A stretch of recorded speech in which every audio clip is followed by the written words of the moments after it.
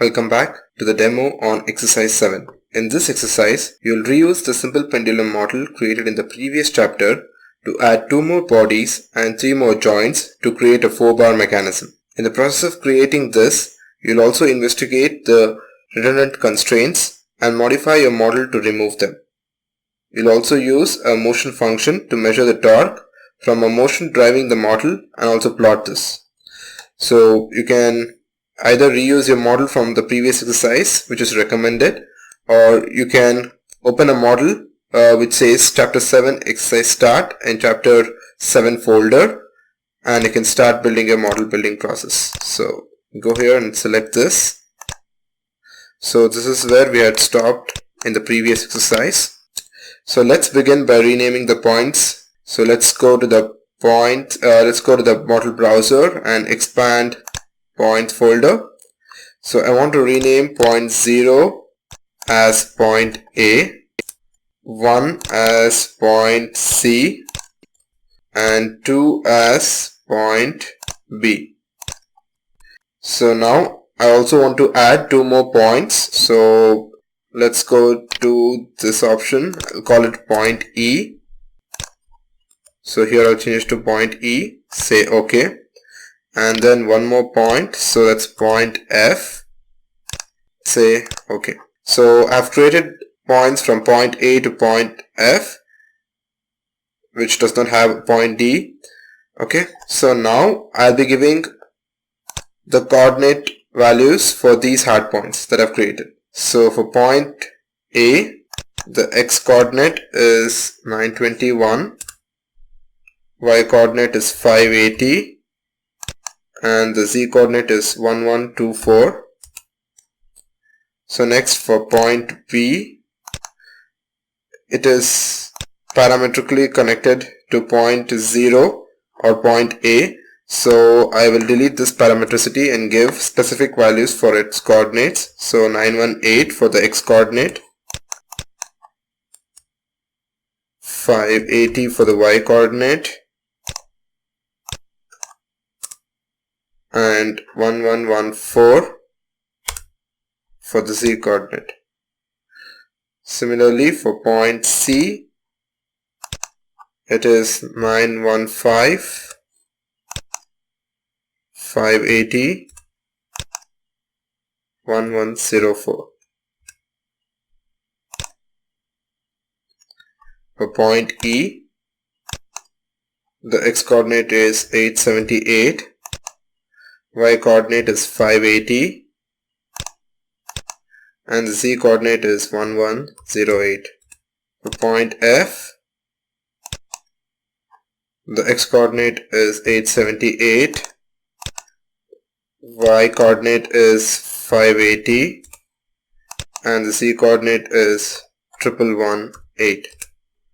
So don't worry, the model hasn't disappeared. You just have to fit the screen.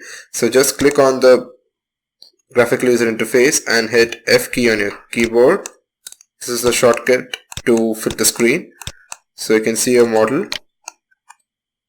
Now once this is done, let's use our knowledge of macros and create a point between these 2 points and also another point between these 2 points.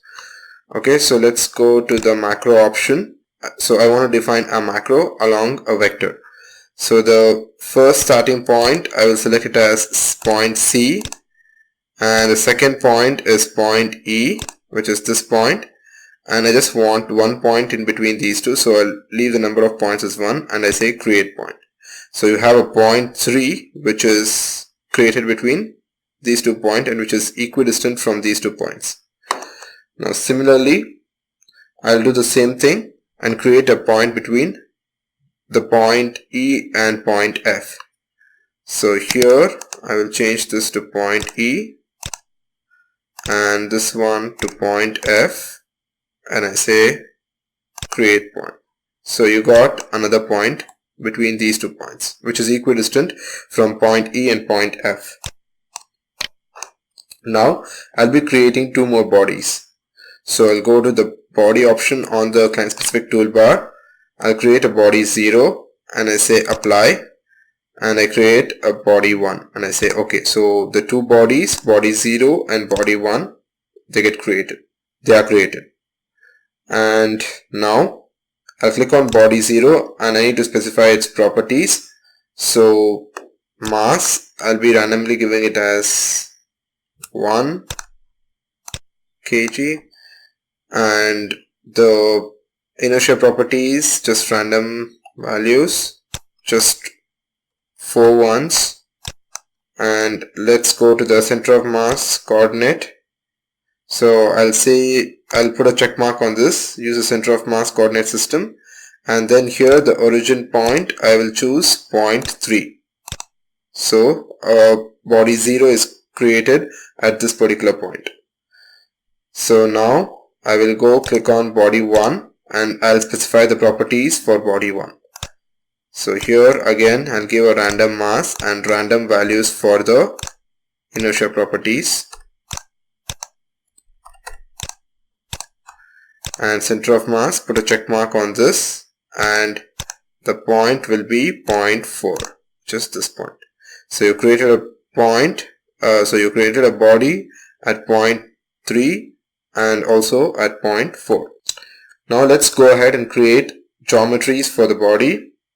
So right click on this particular icon on the client specific toolbar, which is the graphic icon, and by default it's a cylinder itself. So just say apply and again say OK. So you got two cylinders, but it is not shown on your graphical user interface because we need to specify the properties for these graphics. So click on cylinder 1 in the project browser, and then let's go to the connectivity tab. Here for the parent body, we'll be specifying it as body 0, which is this body, and origin for this body, for this particular cylinder, will be the point C, which is nothing but this point, and the direction or the end point will be point E. So you got a cylinder. That's a pretty huge cylinder. So let's change its radius. So let's go to the properties and let's just give 1 mm as radius. Now let's go to the second graphic, which is the second cylinder, and do the same. Let's go to the connectivity tab first. So its parent body will be body 1, which is this particular body, and the cylinder starts from this point, which is point E, and it goes up till point F. And the properties, by default the radius of the cylinder that's created is 10, so we just want 1 mm radius for the cylinder. So now we have this particular model. So let's click on this, and this is basically the cylinder 0 that is already there. So we can now change the radius to 2, and let's continue doing the same for all the cylinders. Let's give the radius for all the cylinders as 2. Okay, so you have this now. So we've finished one particular stage in this model building process. So let's save the file. So file, save as, you want to save it as a model. So, and please try saving it in the same folder so that it's more convenient to find your models. So I'll be saving it as 4-bar bodies. So let me save it, 4-bar bodies, and I'm just giving it a suffix of class because I want to know that I've created it in this particular class. So, and then I'll just hit save. Okay, now it's time to create the joints. So we need to create 3 revolute joints. So for this, right click on the joint, okay, and change the joint type to revolute, and just click on apply twice. So this creates, if you can say OK, so now it's created the 3 joints that we want. Okay, so if you by clicking apply, it won't close the dialog box. So that's the advantage. If you want to create 3 or 4 joints at a time, then you can just go on clicking apply instead of OK, so that it doesn't close the dialog box. Now click on joint 1. So this is joint 0, which is already created. Okay, and these joint 1, 2 and 3 are the joints that we created right now. So click on joint 1, go to the connectivity tab. Here select free body for the body 1, and for body 2 select body 0, and you got to select point C for the origin. So a joint gets created at this particular point. So one thing that's remaining is its alignment. So we have aligned this particular joint, this particular revolute joint along the global Y axis. So let's do the same thing for even this revolute joint. So global Y, it gets aligned. Now we do the same thing to create 2 more joints at this location and this location. Okay, so we click on joint 2. So here in the connectivity tab, for the body 1, let's give it as body 0, and so that's this body, and body 2 will be body 1, that's this body. So a joint gets created between body 0 and body 1. So at this particular location is what we want, so that's point E.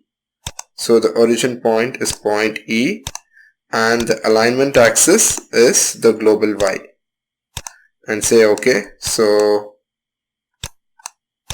it's got created. Let's go to joint 3 now. Let's do the same. Body 1.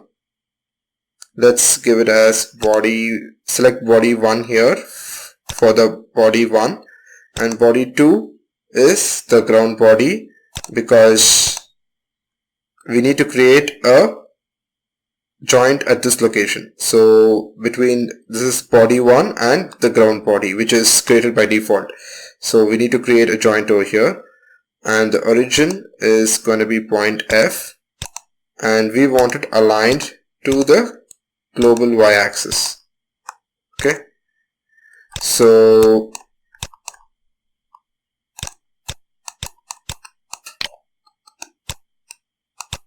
you can see the model that's created now with the 3 revolute joints, with the 4 revolute joints. Okay,